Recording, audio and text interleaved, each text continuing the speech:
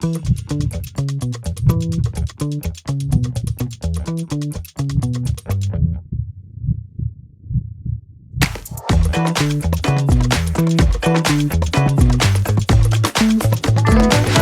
everyone. It is great to welcome everyone to the next edition of Heart to Heart Conversations. You will be able to watch us on various platforms, PCR online website foremost, and this is the only place you can ask questions throughout this discussion. So I encourage you to ask any questions that you have to me or my today's guest. Then you could also follow us on Facebook, LinkedIn, and other networks like X. We welcome you, and we want to remind you that the heart-to-heart conversations are actually intended to foster an open discussion about hot topics in interventional cardiology. We aim to present an overview of the evidence base. We also would like to tackle practical questions, and then at the end, we would like to speak about future directions. And today's topic is mechanical circulatory support in patients with acute myocardial infarction and cardiogenic shock. My guest today is Professor Holger Thiele, a very, very well-known name in this space. Professor Thiele, I welcome you and thank you for being with us. Yeah, thank you very much. It's a pleasure to join you with this heart-to-heart conversation. Thank you very much. So, the opening question, which I would like to ask you in a very direct way, is the following one. Do you think that mechanical circulatory support should be a routine strategy for patients presenting with acute myocardial infarction and with a related cardiogenic shock? So, short answer? Short and long. So the short answer is no. This is relatively clear. So based on all the data we will also discuss later on all the randomized data we currently. So until we wait for Professor Thiele, who will be shortly back, it might be something with his connection. Very few data showing a clinical benefit for these patients. If you do it routinely, who will not have a benefit from this device. And in the end, there for sure are patients, selected patients. And this is probably the most important issue, patient selection for these patients with with infarct-related cardiogenic shock. There's also the issue regarding heart failure-related cardiogenic shock, where we currently have no evidence at all. Okay, so you were just a bit out. So for the people who missed a part of your answer because of the internet connection, just to summarize it one more time. So you basically said no to the routine use of mechanical circulatory support. It depends on the patient profile. So yeah. Okay. Correct. Sorry, yeah, my internet connection was slightly unstable. Yeah, I just exactly said it. So in routine, no. For selected patients, yes, because otherwise you will treat, if you do it routinely, a lot of patients who will not need it and where you induce complications. And on the other hand, you will also treat, if you do it routinely, you will treat a lot of patients where they will not have a benefit from a routine mechanical circulatory support strategy. Now, the reason that I asked you this question and the reason that the community actually has a lot of questions in this regard is this year's ACC Congress. So just to remind everybody, this year at ACC, which is just a few months back, a study, a randomized trial, Danger Shock, was presented, which actually showed that if we use microaxial flow pump as a means of mechanical circulatory support for patients with myocardial infarction and cardiogenic shock, in addition to revascularization, that we can save lives, that we reduce mortality. What is your comment on the Danger Shock trial, following which there could be a thought of an increased, if not routine, use of this device as a means of mechanical circulatory support? First of all, I think this Danger Shock is a great trial, which has shown clearly a significant benefit for a selected group of patients with infarct-related cardiogenic shock. Therefore, we have now evidence for a selected group of patients. Nevertheless, I think it's also still many questions remain regarding danger shock. I like the trial, but the trial also induced a lot of additional questions. I don't want to only criticize the trial. I think, first of all, it's important that we now really have evidence for microaxial flow pump, the Impella device, in patient with STEMI without having a risk of hypoxic brain injury. This is already important for the patient selection. So this is left ventricular predominant cardiogenic shock without the risk of hypoxic brain injury. And this is probably the group of patients having a benefit from mechanical circulatory support. This is bringing us back to the, question number one regarding the routine use. This is the patient selection, which we probably will have to do. Nevertheless, regarding danger shock, we can discuss it later on. There are many open questions which also have to be addressed. And I know also from the first author and the senior author from the danger shock group that they currently trying to address these open questions, because we have to solve these open questions, and we can maybe discuss them later, but I can also summarize them all. Yeah, so you mentioned a very important fact. So that this was a randomized trial, but it was nevertheless a selected subpopulation, giving all of the patients that can present to us as cardiogenic shock and myocardial infarction. When you look at other trials, like your trial, you're a pioneer in this field. And I remember reading about the IABP Shock 2 trial, which was a trial which tested the hypothesis that a balloon pump, a counter pulsation, could reduce mortality, and this was not shown. Then we were thinking about other trials. Once again, one of the trials where you were a principal investigator, which is the ECLS shock trial, presenting at the ESC Congress last year, 2023, where ECMO, extracorporeal membrane oxygenation, did not reduce mortality at 30 days either. Now, these were different devices, but also different populations.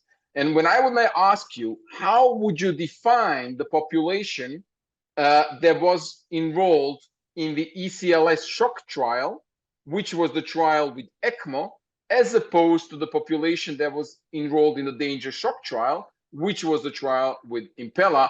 How would you position the patient populations in those two different trials? Yeah, this is what I already mentioned. So danger shock excluded non-STEMI patients. This is important.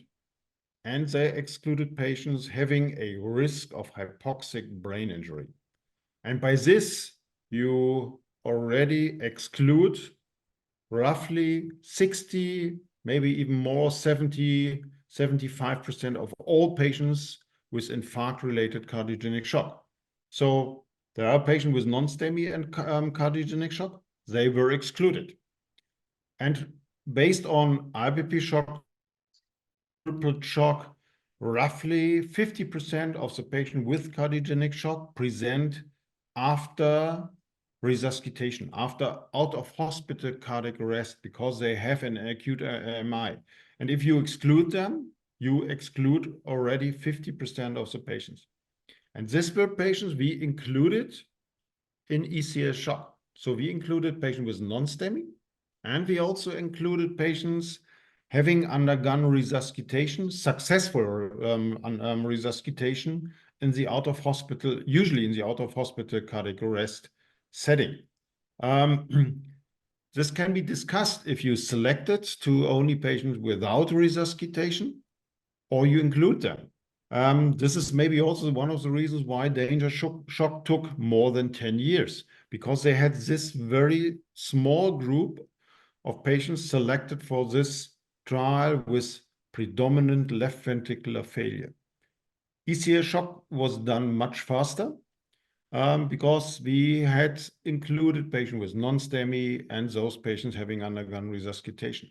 But it also tells us that for the majority of patients, mechanical circulatory support probably does not work.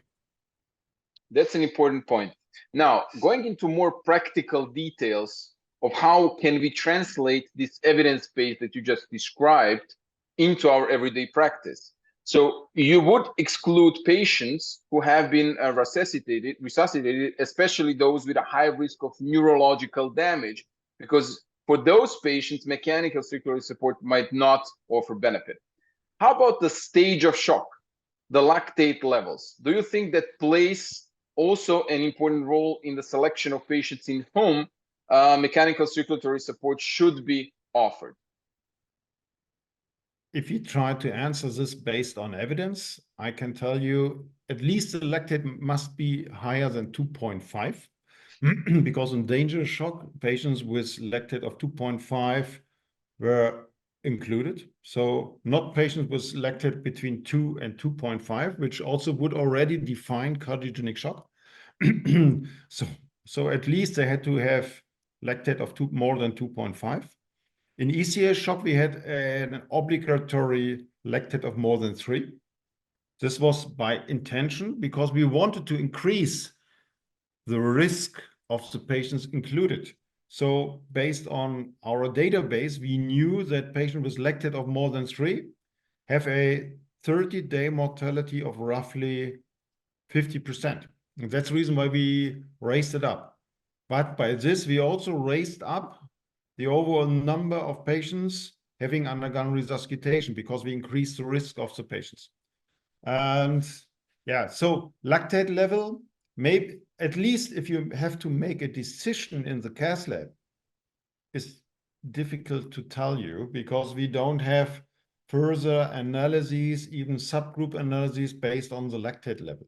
Maybe based also on danger shock, maybe also on H2H shock. Numerically, those patients with lactate of more than 5 have greater benefit or may have a benefit from mechanical circulatory support. Okay, but as you said, in the practical flow, patient flow and the infrastructural, it's not always easy to do that. So how is it that in your institution, you work in a very large institution, the University Clinic in Leipzig, with a lot of such patients. So how is it in your institution that you streamline the infrastructure to account for all these subtleties that you just described when analyzing the evidence? So you basically are not going to routinely offer patients with cardiogenic shock and myocardial infarction, MCS, but you are to a subgroup. So how do you define these subgroups in your practical organization of your clinic? Yeah, very good point. So first of all, I can tell you that we had, with all the intervention cardiologists, we had intense discussions after H2H shock publication and after the data came out. At least what I can tell you, we did not stop VA ECMO for all the patients, but we are much more restrictive regarding VA ECMO. So patients coming in with after resuscitation, with return of spontaneous circulation, but being 75 years old, having some risk of hypoxic brain injury, we are much more restrictive in the use of VA ECMO based on H2H shock. So we clearly have seen there's no mortality benefit. We have clearly seen that we increase complications, we increase peripheral complications, we increase bleeding complications, and following evidence, we might need to be much more restrictive. We are still searching for the appropriate patients. I'm still convinced that patients also have a benefit from ECMO. And the major question now after also danger shock is it the patient selection or is it the device itself? This is what we cannot solve. I can tell you that in the program of the EC, we will have a late-breaking science publication. We present an individual patient data meta-analysis of all the randomized trials of active mechanical circulatory support versus control. altogether more than 1,000 patients included in all the randomized trials, including danger shock, including ECS shock, including ECMO CS, including impress and severe shock, and so on, and so on, and so on. And I'm currently, because of the embargo, not allowed to tell you, but it will help us further in patient selection, which patients may have a benefit from active mechanical circulatory support. And is it Because going this is this is the largest database we have from evidence, and this is what we are looking for. And this is clearly wait for Monday, where we have this late-breaking science presentation with more than 1,000 patients. We also present a lot of subgroups, and this will help us further in the refinement which patient may have a benefit. So it appears to me that you're advocating the approach that we need to have a better patient profiling to first answer the question whether the patient would profit from the mechanical circulatory support at all, given all the other causes of death that this population may have, including neurological. But then the second question will be which device, of course. And if you have two studies like danger shock and ECLS that enroll the different populations, then you cannot speak about device comparison, of course, and it was not a head-to-head either. My question now, going back to what you said, that the patient profiling is important, is how can we understand the evolution of prognosis in these patients? So mechanical circulatory support is there to help us prevent early mortality in such patients which have early mortality from cardiac causes. So we know from several publications that within 24 hours, let us say within even 15 hours, most of those patients with cardiogenic shock may die, and that mechanical circulatory support can help us there. How about other causes of death, like multi-organ failure? How do you explain, based on that, the difference that we see in the danger shock emerging still beyond 30 days? So we see in danger shock that the curves keep separating beyond 30 days and up to the 6 months, which was the follow-up of the danger shock trial. How do you, is this the effect of MCS? Yeah, good point. This is what I mentioned before. Danger shock currently leaves us a lot of open questions and unresolved. Currently, we have a lot of unresolved answers. I have no understanding so far why there was no mortality benefit at 30 days. Exactly what you mentioned. So mechanical circulatory support is usually able to help the patient during the ICU time because it provides improved hemodynamics. Why a mortality benefit emerges only after 30 days at 6 months follow-up is, for me, difficult to understand. And we also analyzed this, and we will hopefully publish this also soon. We also made an analysis on the incremental mortality increase from 30 days to 6 months in all the major randomized trials in patients with infarct-related cardiogenic shock. And those patients in the control group in danger shock had an absolute mortality increase from 30 days to 6 months of 11.9%. This is the highest ever reported increase in mortality over time in the PCI era. Usually it's somewhere between 6 to 7%. This is still something what I still do not fully understand. And we need more data why these patients died between 30 days and 6 months follow-up. I know that they are working on this. We are also working on this on all our randomized trials in cardiogenic shock and try to look, is it the patient selection and what is the reason why these patients die later on? If this is, at least this is what some people believe, that it's a left ventricular unloading, which may have an effect over time. The problem with that is we do not have the data, and this is not published in the New England Journal of Medicine, that there is a benefit on left ventricular remodeling, on hemodynamics, although these were secondary endpoints. if you look for it, left ventricular ejection fraction at 6 months follow-up was a secondary endpoint, but it's not reported. We need these data to understand it.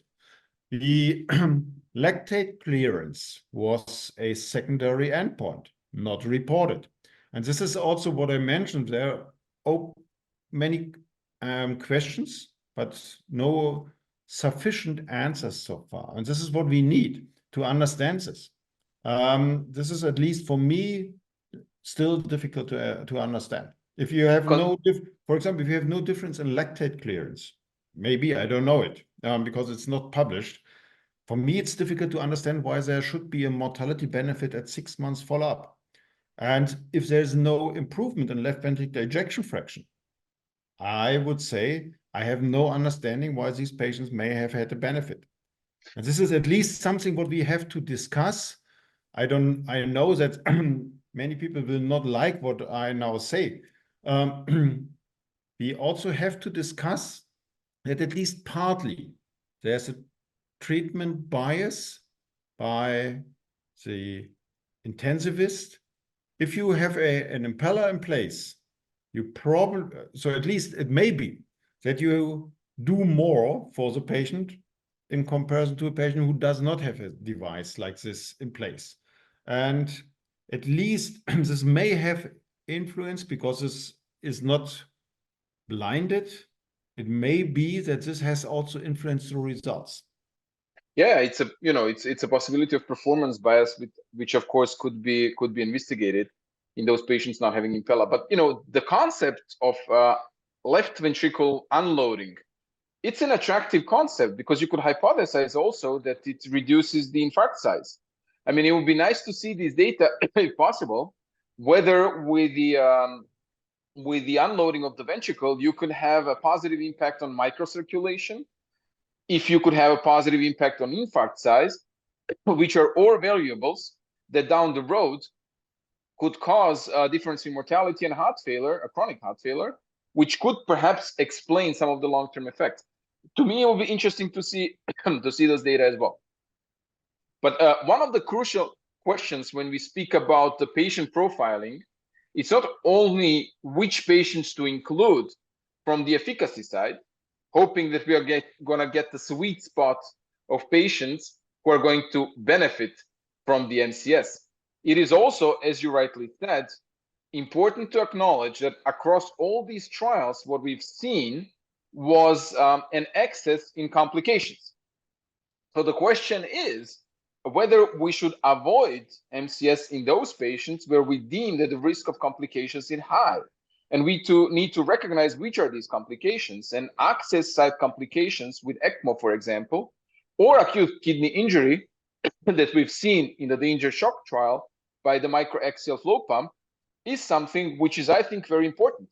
I mean, seeing that almost a half of patients, if I'm not mistaken, in the danger shock trial needed a renal replacement is something which is of importance. Now, of course, you could argue this is because the patients survived, and due to the clinical circumstances of the protracted shock state, there could be the need for the renal replacement. But how do you comment on the safety profile and the potential complications, and how does this impact your decision today to use any of these devices for mechanical circulatory support?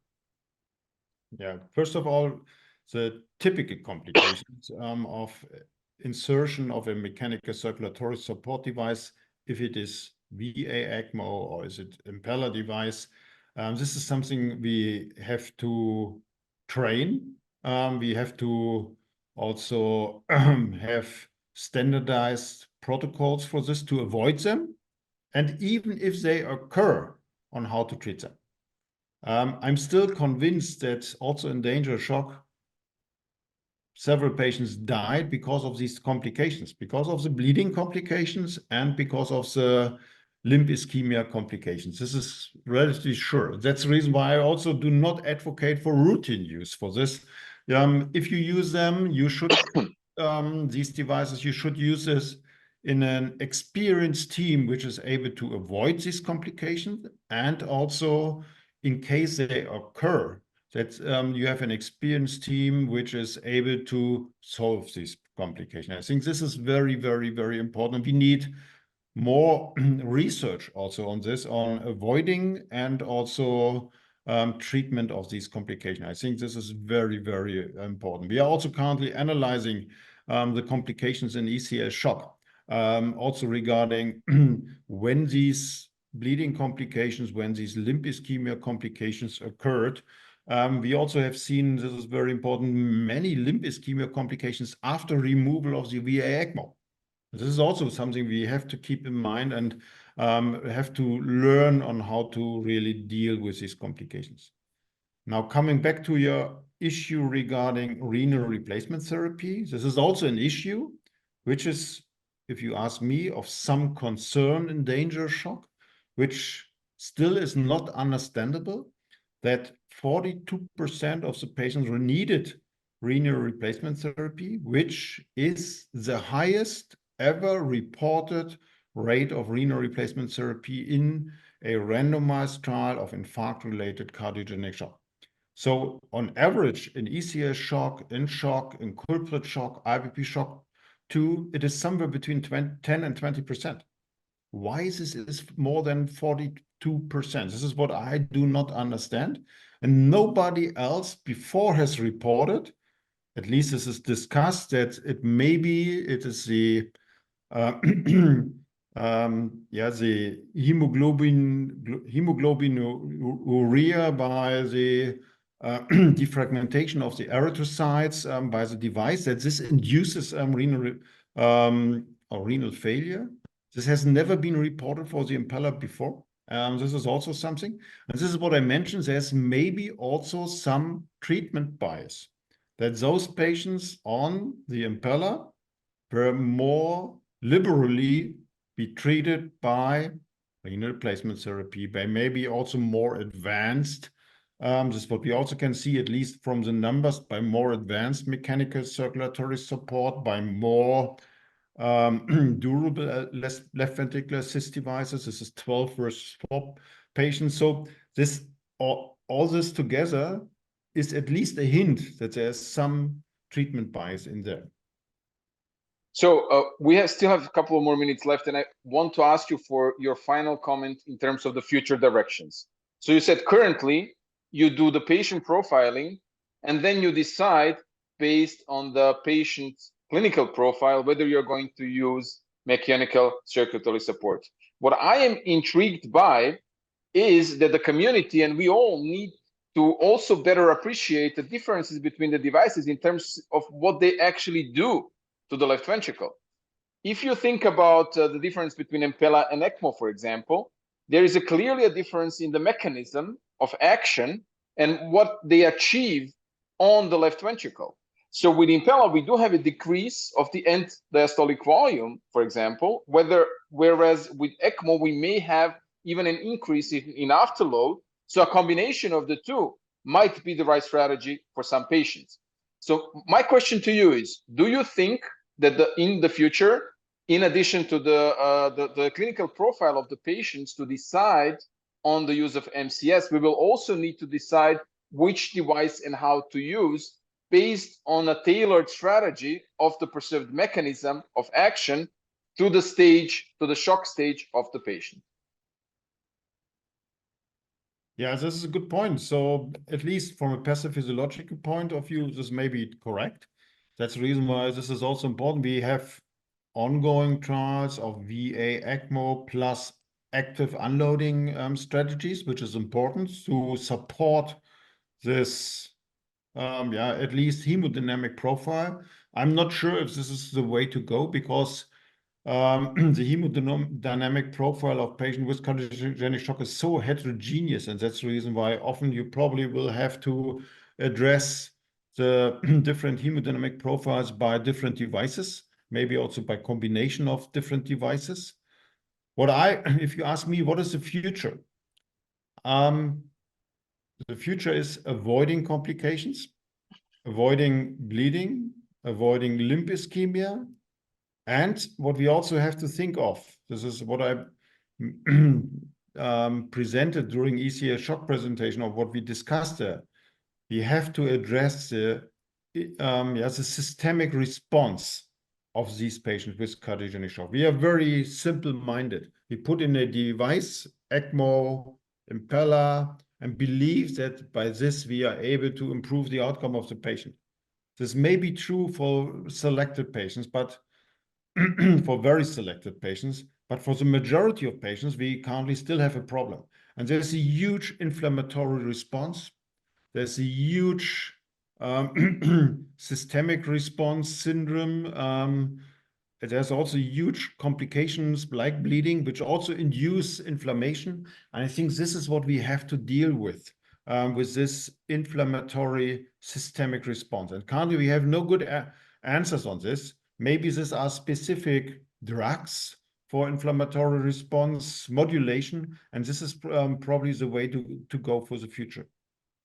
Thank you very much. So with this, I would like to end. And you received some support from our viewers as well, who said that, you know, patients should be selected. And one of the important means of selection is to avoid those who already have a brain damage after resuscitation, for example, because use of MCS may not end well there and may not benefit the patient ultimately. So the main message, at least to me from this conversation, is that although we do have some hope now, after the Danger Shock trial, which is the first positive trial in the field, we still need to do a lot of work to find the right patients that are going to benefit from the strategy of mechanical circulatory support and for whom we can save the lives. Thank you very much to all our viewers. Thank you very much, Professor Thiele, and I hope to see you again with the heart-to-heart conversations.